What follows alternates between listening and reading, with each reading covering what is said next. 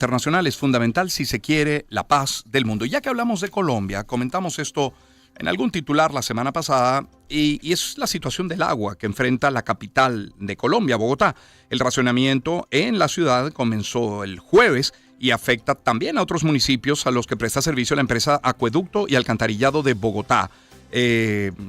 Continúan en racionamiento, al menos así hasta ayer, lo informaba la alcaldía de la ciudad. La mayoría de los servicios, hay que decir, en Bogotá son prestados por empresas privadas, bajo sí la regulación de la Superintendencia de Servicios Públicos Domiciliarios. Ahora, las tarifas se calculan teniendo en cuenta varios factores. Podemos hablar de costos de operación, mantenimiento, inflación, calidad del servicio, pero también, y muy importante, según el estrato en el que se encuentre la familia. Y de eso, de cómo operan los servicios en Bogotá, queremos conversar y por eso tenemos como invitado a Ricardo González Duque, él es periodista, analista político de la Universidad del Rosario en Bogotá. Ricardo, muy buen día, ¿cómo está?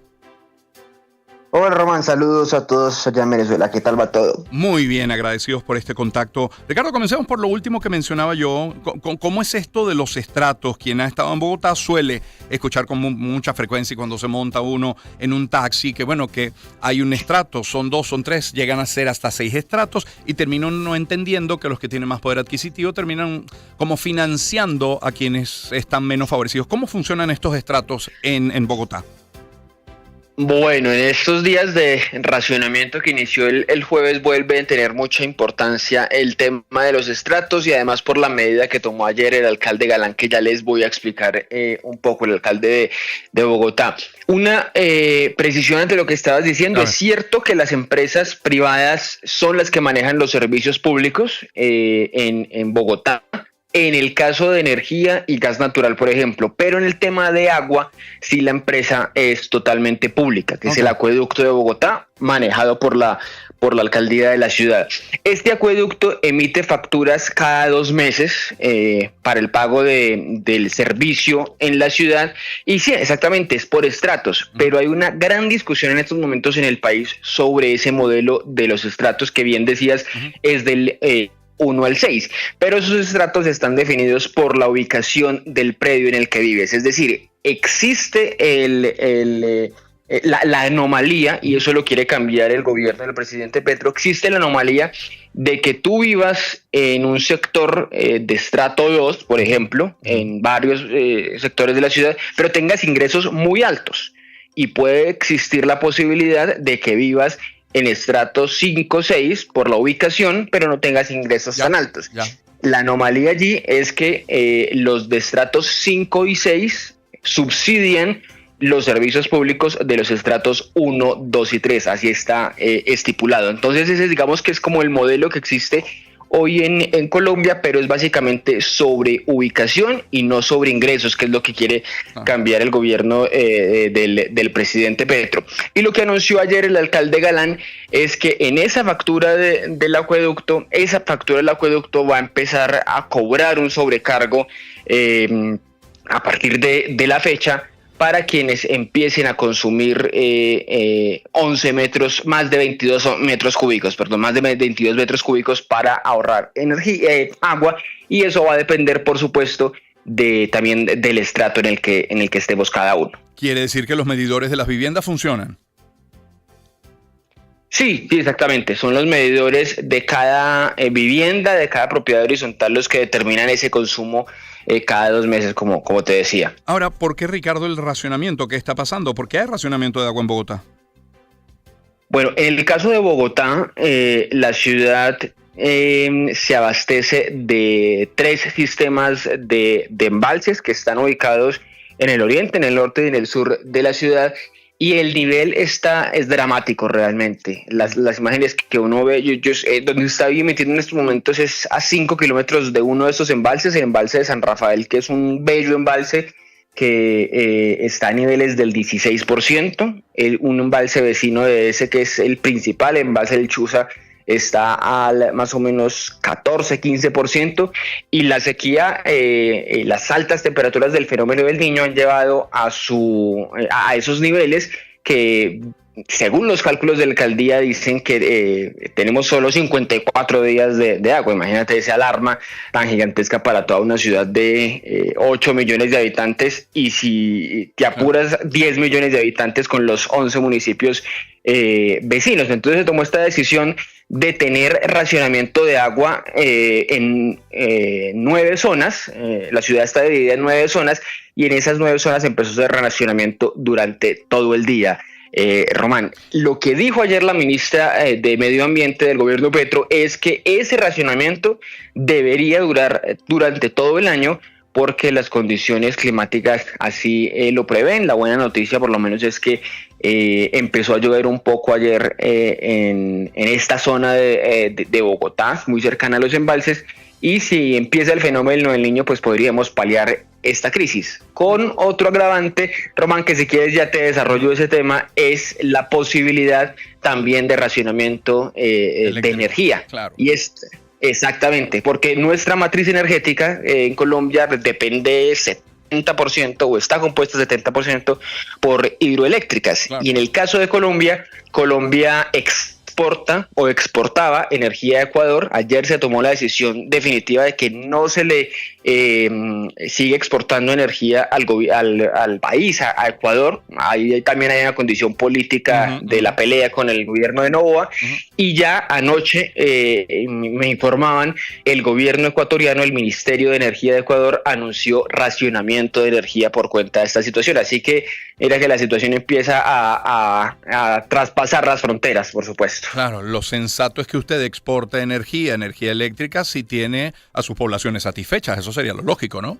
Claro, lógicamente. Claro, ahora, exactamente. ¿cómo recibe todo esto la ciudadanía? Primero, esos bajos niveles en los embalses, pero luego esta multa o pago adicional si es que excedo el consumo. ¿Cómo lo recibe la gente? Pues realmente al alcalde Galán, que había empezado su primer trimestre con mucha fuerza y una alta popularidad, se la están empezando a cobrar, porque todo el mundo dice, bueno, y en estos 3 meses el por qué no adelantó campañas agresivas de ahorros si se preveía esto. La excusa o la respuesta que dan desde la alcaldía es que todo ha sido por cuenta de un sorpresivo marzo en el que se esperaban lluvias y hubo total sequía en Bogotá. Las temperaturas han sido altísimas. El alcalde se ha tenido que encontrar con este fenómeno del Niño, que al inicio de su periodo, por ejemplo, causó incendios en los cerros orientales de Bogotá. Y pues sí empieza a haber mucho descontento de la ciudadanía, y sobre todo, Román, las medidas que se anunciaron ayer de estas multas, de este límite de consumo, también son porque ha habido un desconocimiento o una no obediencia más bien al racionamiento, porque muchos edificios aquí en Bogotá tienen tanques de reserva. Entonces lo que han hecho muchos es como, digamos, la trampita al racionamiento. El día del racionamiento se usan esos tanques de reserva, al día siguiente se vuelven a llenar y no se está haciendo nada. Entonces la conciencia, la verdad, ha sido poca de muchos habitantes aquí en Bogotá. Para terminar, Ricardo, salvo la coyuntura del agua y el riesgo también del servicio eléctrico como consecuencia del agua, ¿cómo funcionan el resto de los servicios en la capital de Colombia? Me refiero a aseo, a gas, a telefonía, el resto de los servicios. Son privados absolutamente el resto de los servicios. El acueducto y el aseo son públicos, aunque algunas empresas de aseo también son privadas, y existen, el principal distribuidor de energía en Bogotá es italiano, que es Enel. El gas natural es de origen español, y la telefonía sí es variada entre empresas españolas, mexicanas, y por supuesto hay una empresa pública que es la empresa de telefonía de Bogotá. Así que ese es un tema, Román, sí, que también será de discusión en Colombia próximamente, como son las pensiones, la salud, porque el presidente Petro también quiere pensar en una reforma a los servicios públicos, pero eso será tema que seguramente llegará al Congreso el próximo semestre. Y Ricardo, muchísimas gracias por este tiempo de nuevo esta mañana. Muy amable y feliz día. Vale, Román, saludos a todos allá. Un gusto, un gusto. Ricardo González Duque es periodista, analista político de la Universidad del Rosario en Bogotá. 6:57 minutos. Rápidamente, el gobierno de Javier Milei en Argentina redujo en 60% la planta política del Ministerio de Salud, con el que disminuyeron los gastos en más de $100.000 desde La Nación, desde allí, desde Argentina. Nuestro corresponsal de Unión Radio, Carlos Iván Suárez, con la información. En una primera auditoría al Ministerio de Salud argentino, el vocero presidencial Manuel Adorni anunció que se realizó una reducción del mismo, con lo que se ahorrarán más de $140.000. Se redujo un 60% la planta política, donde había roles que incluso se superponían. Se terminaron subsidios a empresas de salud privada y se dieron de baja 48 vehículos de la flota perteneciente al ministerio. Además, informó que habían irregularidades en algunos procedimientos. Por ejemplo, 20 expedientes de compras de insumos del plan 1000 días paralizados desde el año 2023. Orden de compra abierta sin ejecutar de 330 audífonos por un total de 26.400.000 pesos. Bueno, órdenes por 5.500 tablets, 1.500 motos. Adorni explicó que al revisar los requisitos de inscripción al registro de productores de cannabis, se dieron cuenta que en la gestión pasada se emitieron más de 90.000 solicitudes sin diagnóstico basado en evidencia científica. Vamos a Ecuador. El domingo 21, más de 13 millones de ecuatorianos están convocados a votar en un referendo promovido por el presidente Daniel Noboa con 11 aspectos esenciales, especialmente enfocados en seguridad, justicia, inversiones y empleo. Por otra parte, en México va en aumento el secuestro de migrantes, quienes son retenidos a cambio de costosos rescates. Tamaulipas es uno de los estados donde más personas están desapareciendo. Organismos denunciaron que las autoridades mexicanas son laxas y que las duras políticas fronterizas de Estados Unidos promueven este crimen. La situación también es crítica en la frontera con Guatemala. Es un trabajo de France 24 y cierro con CNN. Tesla despedirá a más de 10% de su personal de 140.000 empleados en el mundo, según algunos reportes. Por cierto, que también estaba leyendo que Bank of America estaba cerrando 7 otras nuevas, 7 agencias más.